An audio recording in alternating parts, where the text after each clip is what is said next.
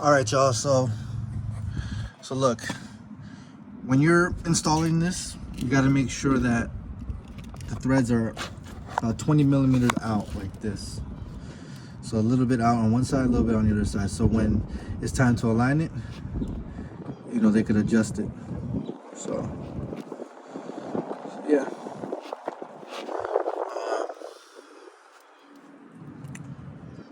Same for here. So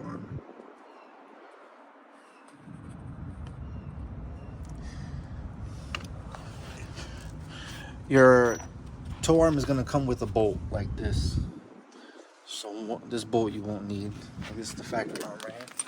Factory toe arm. It comes with a nut welded onto it already, so